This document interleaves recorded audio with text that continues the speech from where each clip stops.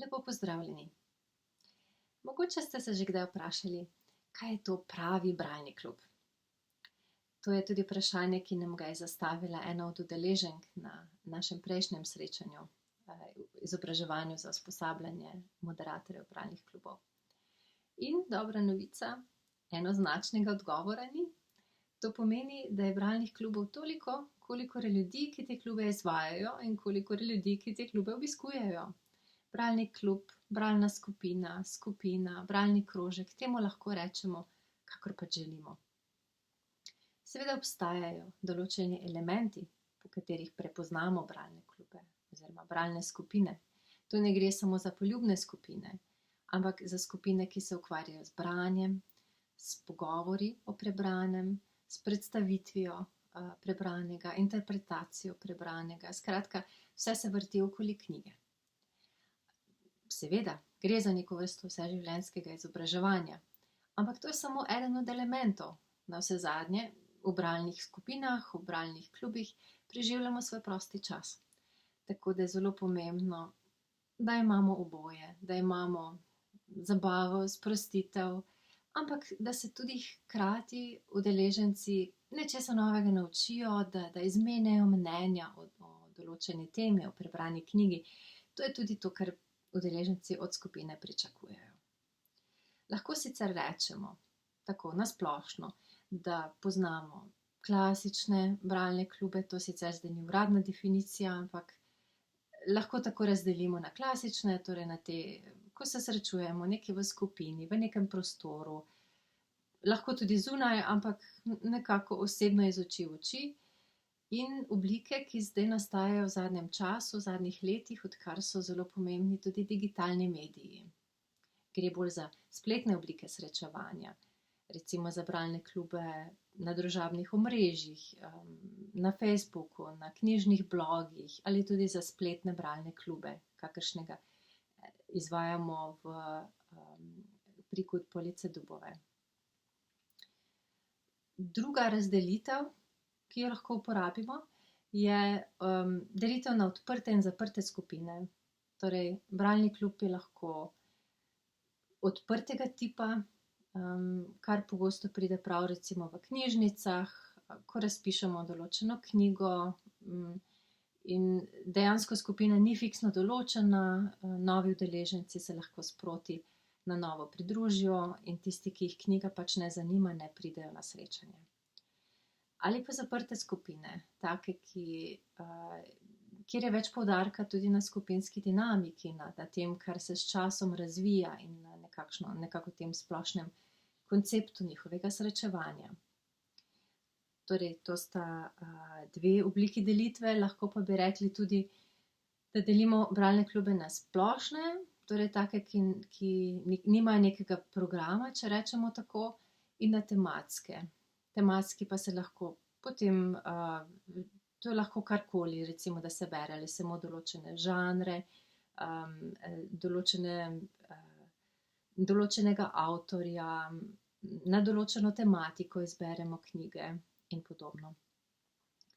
Zdaj, če pogledamo v zgodovino, so se bralne skupine oziroma skupine, v katerih so se ljudje pogovarjali o knjigah, razpravljali o njih, pojavile nekako v tej obliki v 17., 18. stoletju, v angleškem, tudi nemškem prostoru, s tem, da je šlo v prvi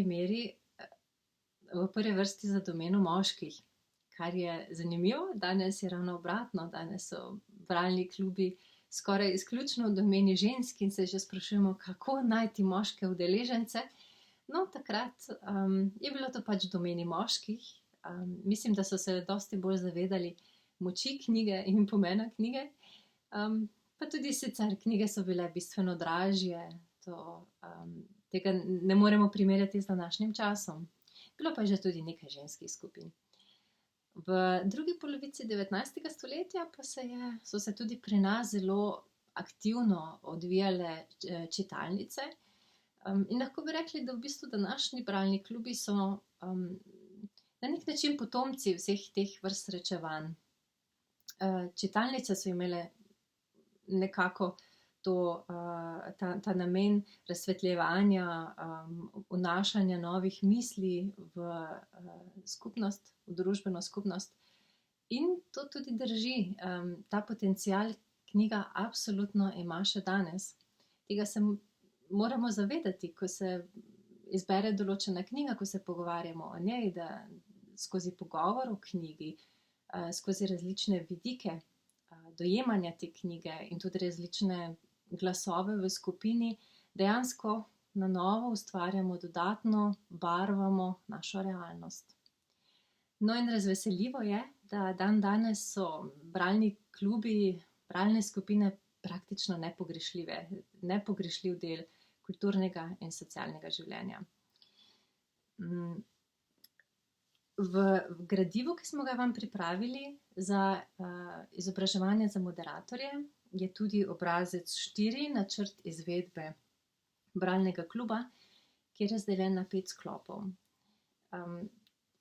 Videli boste, da je dokaj podrobno zastavljen. Mogoče se vam bo v eni točki zdelo, da je kar malo preveč podrobno, pa boste pomislili, kako pa naj vem, kako bi izvedel to, pa kakšne bodo promocijske dejavnosti in tako dalje. Ampak bi vas povabila, da res že kar na začetku pomislite, preprosto, dajte domišljiji prosto pot. Pomislite, vizualizirajte, kako bi izgledala ta vaša bralna skupina. Seveda, ni nujno, da se tega držite do potankosti, potem, ko boste bralno skupino tudi ustanovili, ampak pomembna je ta vizija, ki jo ima moderator, s katero vstopi v bistvu v prostor, preden poišče udeležence, preden se udeleženci najdejo v skupini. Ker, kot smo rekli, ne gre za poljubno skupino, za poljubno prostočasno srečevanje, ampak nekako v ozadju je ta vizija in tu je moderator tisti, ki v bistvu na začetku začrta to pot. Tako da ta predpriprava je zelo pomembna, da si dobro zamislimo vse od organizacijskih značilnosti, torej kje se bodo odvijala srečanja, recimo kateri dan v tednu bi bil temu namenjen, katera ura bi bila temu namenjena, kako pogosto bi se srečevali, pa tudi na kak način bomo iskali nove udeležence. Kdor dela v knjižnici, ima tu mogoče, je to mogoče malo bolj enostavno, ker pač pozna bralce, ve, koga bi recimo zanimalo in mu lahko tudi osebno ponudi udeležbo. Ali pa seveda v knjižnici objavi, da se razpisuje nov bralni klub in da se iščejo novi člani.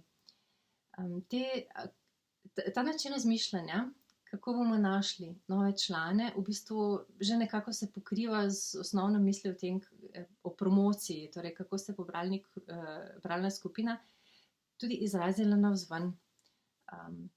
Kot rečeno, sploh v knjižnici, kjer je tudi ena od nalog opismenjevanje, širjenje bralnega virusa, iskanje novih bralcev, spodbujanje, izobraževanje novih bralcev, je to v bistvu en krasen način, kako jih lahko pridobimo oziroma spodbudimo, da preberejo določene knjige. To bi nekako bilo zelo na hitro povzeto. Odgovor na vprašanje, ali obstaja pravi bralni klub.